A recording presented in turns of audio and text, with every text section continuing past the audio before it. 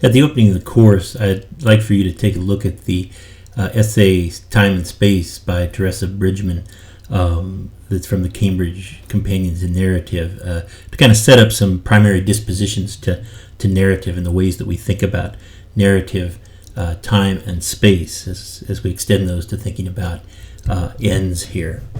It's a basic kind of question of how you think about setting and plot as a story develops, that a story unwinds within time and a plot unfolds within a story. So these kind of basic,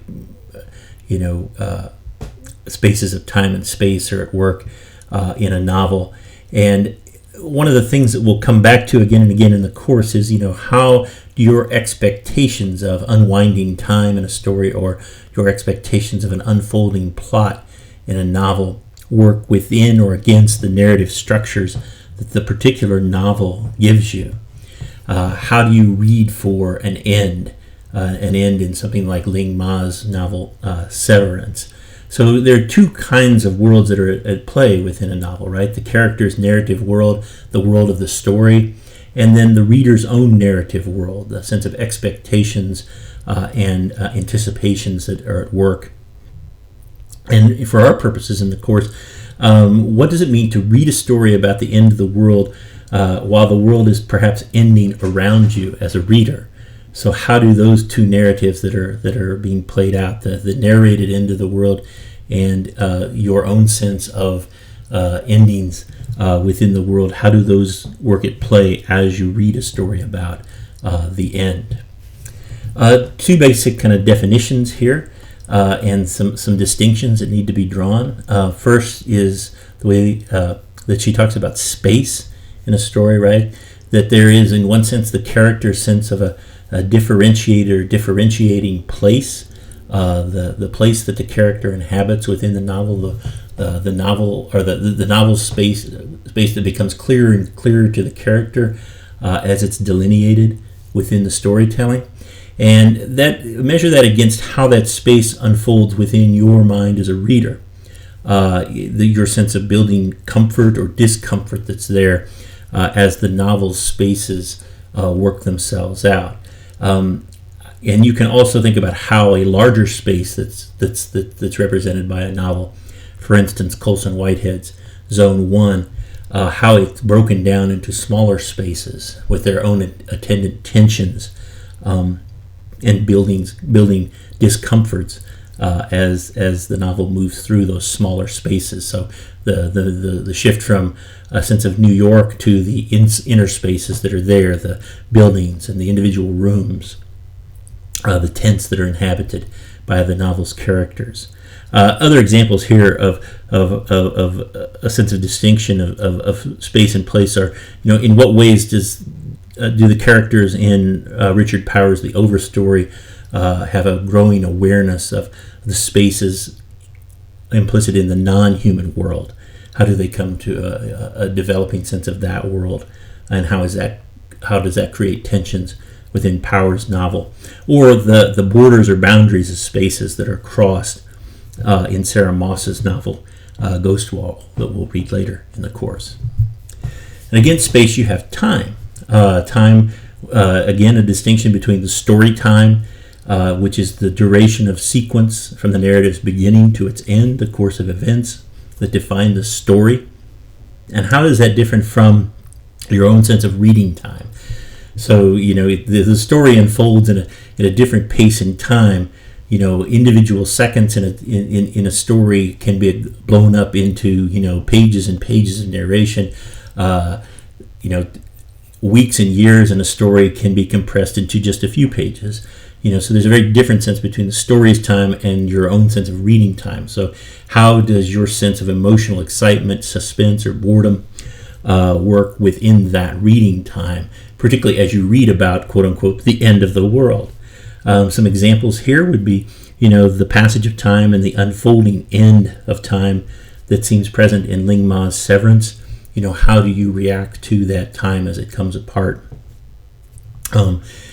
Similarly, how do you think about the narration of a day in Bernadette Meyer's long poem Midwinter Day that we'll read later? How do you think about the passing light in the novel as you read it later in the course, as the light is growing, in the spring semester. And then, you can also think about this in terms of historical time as well, the historical context and urgency that's present in Luiselli's Tell Me How It Ends, and how that kind of urgency impacts the book's formal shape in the end as a series of questions and attempted answers and an attempted resolution. Whether you find resolution there or not is an interesting question as well that we'll explore. Bridgman's basic distinction here, again, in terms of time, is the story's time versus the discourse time. That is, the unfolding plot of storyline against the way that the writer presents the story as a narrative or linguistic act. How you engage the story may be very different from the way in which you engage the writing. How do you enter individual moments or individual passages in your exploration of that discourse time versus how you engage the sense of the characters' interactions, the unfolding plot in the story's time. And that leads us to the question of the course, right, which is, what is the end here? How does a story's end work against or within a reader's expectations of that quote-unquote end? Some narrative points that we can think about in terms of analysis as we go from this point is, first of all, what is the linear shape of the traditional story? You've perhaps read and taught stories with a clear sense of the structures that make a good story apparent. But are those kind of set in stone in some ways? And if those structures are set, what is it that defines their setting? Also, we can think here about a sense of resolution within a story, how a story reaches its point of resolution within or against the events that are unfolding in the plot. Do you seek a point of resolution when you read a story, or are you frustrated when a story doesn't reach a point of resolution or reaches a point of what you think is a false resolution? We can also think about how the writer builds circles of return or memory within the storytelling. Now, these could be characters' flashbacks within the story itself, versus you can think about your own flashbacks that you might have while reading. As you read a novel, as you read a story, does your mind flash back to earlier things that happened in your own life or to other stories of which that you've read or intend to read? In what ways does that sense of circle reappear in reading? And also, what is your experience of a story that's told out of order, where the narrative is told in bits and pieces, but not in chronological order? It may be told backwards, in the sense of Harold Pinter's great play Betrayal, which narrates an affair but tells it from the point of the breakup backwards in time to the point where the two people first meet at a party. What's your experience of a story that's told out of quote-unquote chronological order? There are some other aspects of the end that we can think about in storytelling, and how narrative works that I'd also invite you to think about as you read, as you go into these novels. The first is what's told and what's left untold within a story, and part of that is the kind of parallel stories, beginnings and endings. In what ways are those included or left out of the story? Are they left to the reader's imagination? If you're a reader of Harry Potter, you can think about all the stories of characters that are present in the novel that don't get told, that are only imagined, and in what ways could you begin new novels with those character stories, and what defines their beginnings and endings as well. How do you read moments of temporal expansion or digression within a story? We think about the novel as kind of an act of consciousness in a way. What happens when that sense of consciousness is played with by the writer, where time expands and a few pages cover not just a moment but may cover years or decades in a person's life, or a writer will take just a few moments and will write the course of just a few seconds, covering hundreds of pages perhaps.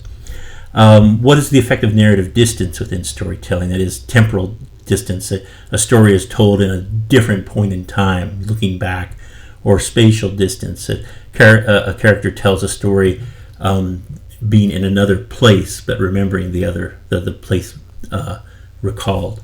Or a psychological distance within the story. That is, a character has some sense of psychological break or trauma that impacts the way in which the story is imagined or retold. Genre is an important question here, and the effects of narrative barriers as well. What happens when a writer transgresses your own sense of narrative rules or structures? So genres like science fiction or speculative fiction, a writer like China Miéville, who crosses over between quote-unquote literary fiction and quote-unquote science fiction in some ways to achieve this kind of speculative world or other world. How do you respond to crossing of genre barriers in a piece of writing? And how do you respond to other kinds of barriers, the breaking of other kinds of barriers as well, such as storytelling which engages in metafiction, where the writer's own voice enters the text. A writer like Italo Calvino in his great novel, If on a Winter's Night a Traveler. How do you respond to those kind of transgressions or those breaking into the text? And then finally here, another thing we can think about in the class is, in what ways does the end perhaps get kind of figured in the ways in which we think about books and book culture? What is the difference between being in the physical space of a book versus being in the physical space of electronic text? When you read these things differently, and what is your perception of an anticipated end in either kind of writing? If you hold the book and you look at the book, you can see the pages you have left till you get to the quote-unquote end. With electronic text, is that end kind of frustrated or disanticipated in a way? How does it change your act of reading here? So all these questions are in play. You can return to this and think about these dimensions of the text as we open our discussion of the ends of the world in apocalyptic writing in contemporary fiction. Thanks.